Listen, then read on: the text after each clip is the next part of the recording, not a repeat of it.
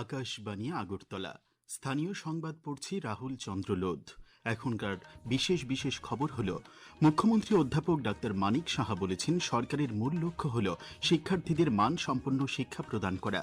কেন্দ্রীয় গ্রামোন্নয়ন, কৃষি ও কৃষক কল্যাণ মন্ত্রী শিবরাজ সিং চৌহান আগামী 11 ফেব্রুয়ারি রাজ্য সফরে আসছেন।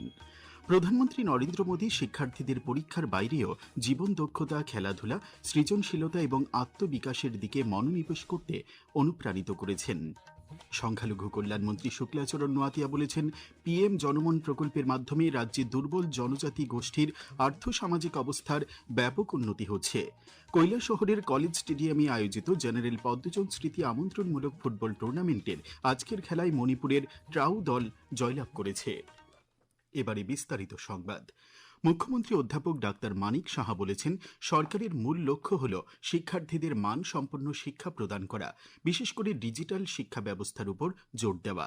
আজ আগরতলার প্রজ্ঞা ভবনে national centre for school leadership এবং national institute of educational planning and অ্যাডমিনিস্ট্রেশনের যৌথ উদ্যোগে আয়োজিত উত্তর পূর্বাঞ্চলের রাজ্যগুলির স্কুল লিডারশিপ একাডেমির 3 দিনব্যাপী পর্যালোচনা বৈঠক ও কর্মশালার উদ্বোধন করে তিনি এই কথা বলেন।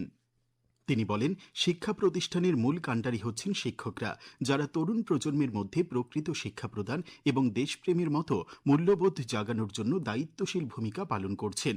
মুখ্যমন্ত্রী আরও বলেন, প্রধানমন্ত্রী নরেন্দ্র মোদী বৃত্তিমূলক শিক্ষার উপর বিশেষ গুরুত্ব দিয়েছেন। তিনি রাজ্য সরকার দ্বারা শিক্ষাক্ষেত্রে গৃহীত প্রকল্পগুলির উল্লেখ করেন। শ্রমমন্ত্রী টিঙ্কু রায় আজ কৈলাসহরের সোনামুখীতে শ্রম দপ্তরের জেলা কার্যালয়ের ত্রিতল ভবনের ভিত্তিপ্রস্তর স্থাপন করেন। এটি নির্মাণে ব্যয় হবে 2,52,00,000 টাকা। শ্রমমন্ত্রী বলেন, আগামী দিনে বিলুনিয়া, উদয়পুর ও খোয়াইতে এই ধরনের জেলা অফিস ভবন স্থাপন করা হবে। বক্তব্য রাখেন ঊনকোটি জেলা পরিষদের সভাধিপতি অমলেন্দু দাস, শ্রম কমিশনার বিশ্বজিৎ পাল প্রমুখ। কেন্দ্রীয় গ্রামোন্নয়ন, কৃষি ও কৃষক কল্যাণ মন্ত্রী শিবরাজ সিং চৌহান আগামী 11 ফেব্রুয়ারি রাজ্য সফরে আসছেন। ওই দিন সকাল 11:30টায় তিনি আগরতলার স্বামী বিবেকানন্দ ময়দানে গ্রামোন্নয়ন দপ্তরের উদ্যোগে এবং পঞ্চায়েত দপ্তরের সহযোগিতায় আয়োজিত বিকশিত ভারত জি রামজি আইন 2025 প্রণয়ন উপলক্ষে জনপ্রতিনিধি সম্মেলন এবং বিভিন্ন গ্রামোন্নয়ন প্রকল্পের উদ্বোধন ও লাভার্থী সম্মাননা অনুষ্ঠানের উদ্বোধন করবেন। উপস্থিত থাকবেন মুখ্যমন্ত্রী অধ্যাপক ডাক্তার মানিক সাহা ও রাজ্য মন্ত্রিসভার সদস্যগণ ও রাজ্যের 3 সাংসদ। ত্রিপুরা জনজাতি গবেষণা ও সংস্কৃতি কেন্দ্রের উদ্যোগে আজ থেকে শান্তিরবাজার মুকুট অডিটোরিয়ামে জনজাতি মহিলাদের বস্ত্র বয়নের উপর 30 দিন ব্যাপী এক কর্মশালা শুরু হয়েছে। বিধায়ক প্রমোদ রিয়াং এই কর্মশালার উদ্বোধন করেন।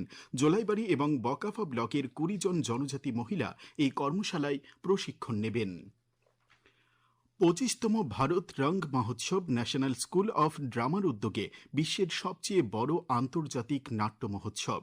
চলতি বছরের উৎসবে 27 জানুয়ারি থেকে 20 ফেব্রুয়ারি মোট 25 দিনে 228টি ভারতীয় ও আন্তর্জাতিক ভাষায় 277টিরও বেশি প্রযোজনা প্রদর্শিত হবে। উৎসবের অঙ্গ হিসেবে আগরতলার নজরুল কলাক্ষেত্রে এনএসডি কেন্দ্রের তত্ত্বাবধানে গতকাল থেকে টানা 5 দিন চলছে 5টি নাটকের প্রদর্শনী। এই নিয়ে একটি প্রতিবেদন।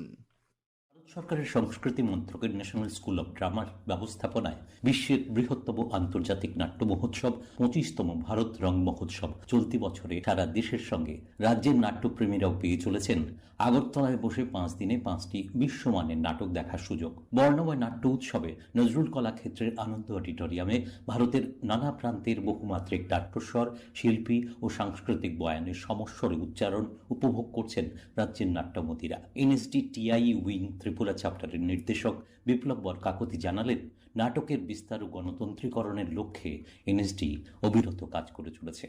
इसका मकसद ये है कि आप जो रंगमंच से जुड़े व्यक्तित्व हैं या थिएटर एक्टिविस्ट हैं, उनको एक प्लेटफॉर्म देना, उनके बीच में एक आदान प्रदान का जो माहौल है वो उसकी चेष्टा करना, थिएटर को बूस्टअप करने के लिए ओवरऑल एक थिएटर से जुड़े रहने वाले लोग हैं उनको बूस्टअप करने के लिए फेस्टिवल बहुत बड़ा काम करने वाला है। রঙ্গমঞ্চ আমাদের মন ও মননের খাদ্য যোগায়, সুস্থ রাখে, জীবনকে ইতিবাচক হতে শেখায়। তাই এই নাট্য উৎসব আমাদের জন্য সব ভালো সমাবেশ হয়ে ধরা দিয়েছে। এমনটাই বললেন সঙ্গীত নাটক আকাদেমি সম্মানে ভূষিতা রাজ্যের অনন্য শিল্পী তরুবালা দেববর্মা। একেবারে চাইল্ড আর্টিস্ট থেকে এখনো করছি, এখনো শিখছি, এখনো জানছি, এখনো দেখছি। এটার কোনো খারাপ এফেক্ট নেই, ভালো, সবই পজিটিভ।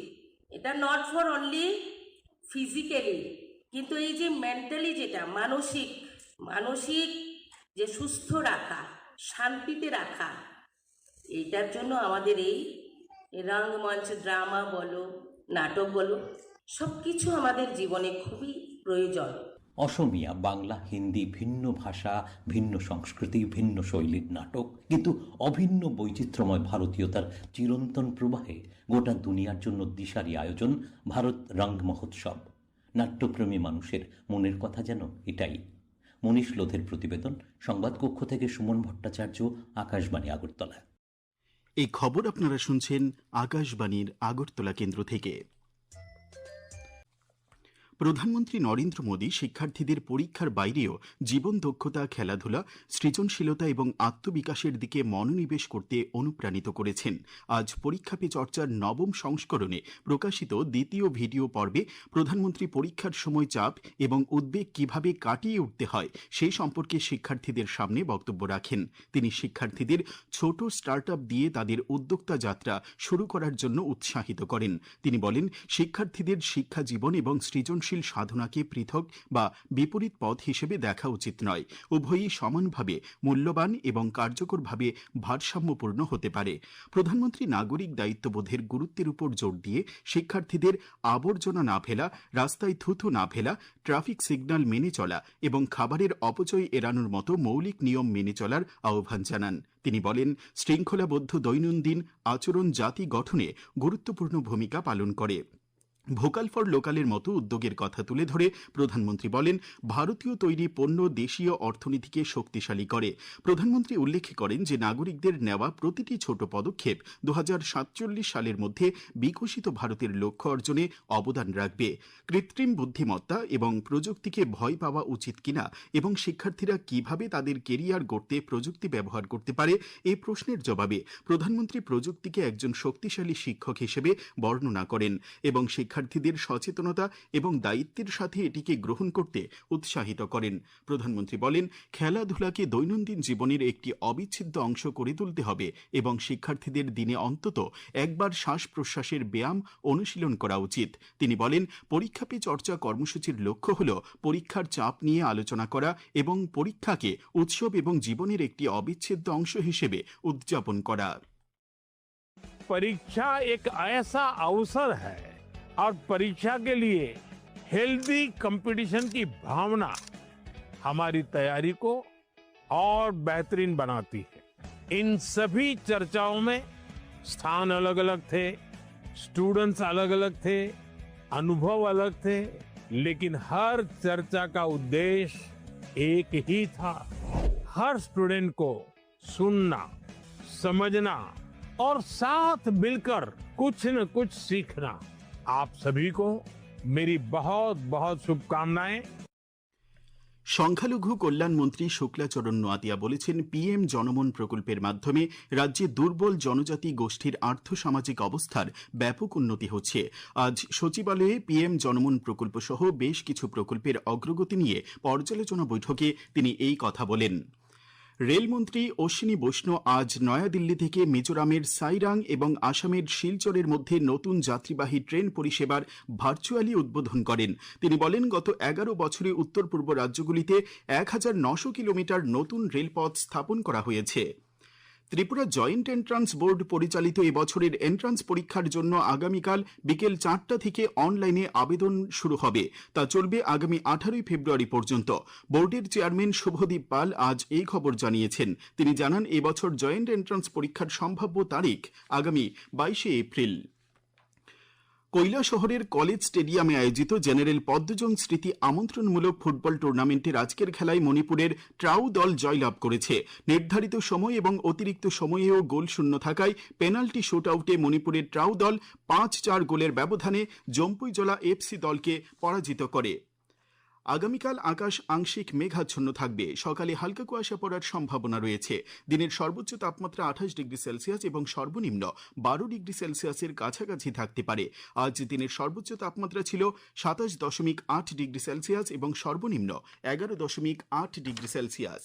শেষ করার আগে খবরের বিশেষ অংশগুলি আরেকবার পড়ছি। মুখ্যমন্ত্রী অধ্যাপক ডাক্তার মানিক সাহা বলেছেন, সরকারের মূল লক্ষ্য হল শিক্ষার্থীদের মানসম্পন্ন শিক্ষা প্রদান করা। কেন্দ্রীয় গ্রামোন্নয়ন, কৃষি ও কৃষক কল্যাণমন্ত্রী শিবরাজ সিং চৌহান আগামী 11 ফেব্রুয়ারি রাজ্য সফরে আসছেন। প্রধানমন্ত্রী নরেন্দ্র মোদী শিক্ষার্থীদের পরীক্ষার বাইরেও জীবন দক্ষতা, খেলাধুলা, সৃজনশীলতা এবং আত্মবিকাশের দিকে মনোনিবেশ করতে অনুপ্রাণিত করেছেন। সংখ্যালঘু কল্যাণমন্ত্রী শুক্লাচরণ আতিয়া বলেছেন, পিএম জনমন প্রকল্পের মাধ্যমে রাজ্যে দুর্বল জনজাতি গোষ্ঠীর আর্থসামাজিক অবস্থার ব্যাপক উন্নতি হচ্ছে।